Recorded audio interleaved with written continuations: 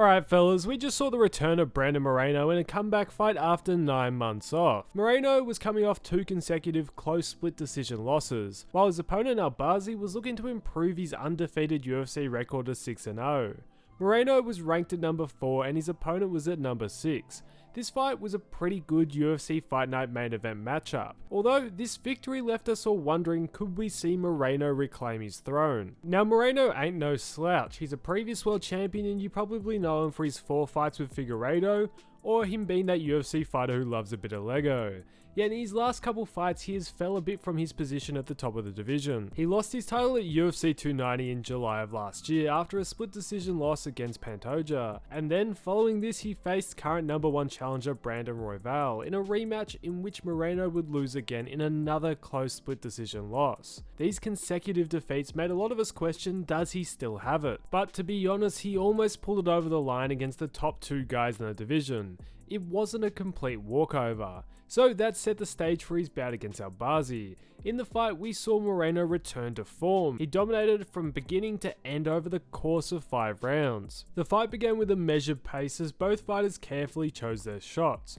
Moreno landed a powerful right midway through the opening round, marking the most significant strike early on. As the rounds progressed, Moreno found success with counter combinations and delivered a fierce leg kick that forced Albazi to a knee. Moreno continued his momentum into the second round, peppering Albazi on the feet despite a well-timed takedown attempt, which Moreno quickly nullified. Then Albazi managed to connect with a sneaky left hook in the third round, but Moreno responded by opening up a cut under Albazi's right eye and continued to dominate, building a significant lead as the fight headed into the championship rounds. The fourth round saw Moreno's dominance persist, dictating the exchanges on the feet. In the fifth round, an accidental eye poke from Albazi momentarily halted the action, but Moreno soon regained control, narrowly escaping a takedown attempt before hurting Albazi with a heavy shot. Despite being bloodied and battered, Albazi did show resilience, surviving until the final bell. Although Albazi did point at the ground like he was Max Holloway, Moreno knew he had it in the bag and wasn't going to risk it. Moreno took it home via unanimous decision, and also after the win, Moreno surpassed Demetrius Johnson for the most significant strikes landed in UFC flyweight history, with the number being over 1100. What this win does for Moreno is launch him back into the elite of the division.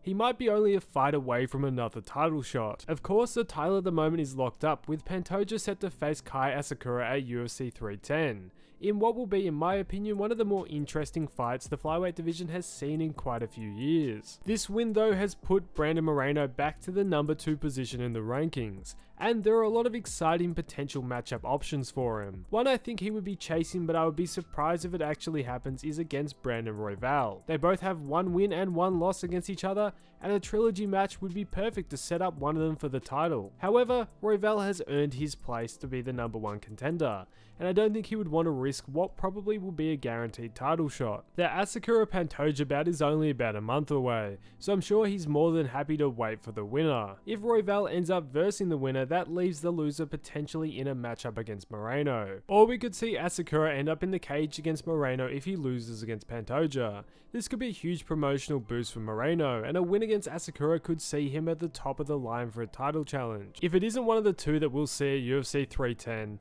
if Royval challenges for the title next, we could see the matchmakers dive deeper into the ranks for Moreno's next challenger. Kai Kara-France would absolutely deserve a shot. The big-mouthed exciting Kiwi is exactly what the division needs, and after knocking out Erceg, if he could get through Moreno, he would quickly become one of the biggest names in the division. Or if they wanted to dive deeper into the rankings, a matchup against a Tyra or a Carpe probably isn't out of the question. Yet I think Moreno won't really want to move backwards in the rankings. He clearly wants his title back and will probably take the matchups needed to chase it. I reckon there's a good chance he could reclaim it. Every potential matchup on his road to the title I think is 50-50. I reckon the flyweight division might be one of the most underrated divisions in the UFC. Usually all the focus is on the lightweight or heavyweight divisions, but the flyweight division has some banger potential fights coming up, and it has a top 10 list which features some truly exciting fighters. Also worth noting from this card is Thug Rose lost her fight by a close unanimous decision. This puts Rose a few fights back from challenging Shevchenko for the title, and it could be a bit of a long road back if she wants to get back into title contention. But anyway, let me know what you think might be next for Brandon Moreno. Do you think he could challenge for the title, and any thoughts you might have had about this card? Let me know all your thoughts down below. If you did enjoy, please consider liking and subscribing, it does a ton to help the channel. Yet, thanks for watching fellas, and I'll catch you in the next one.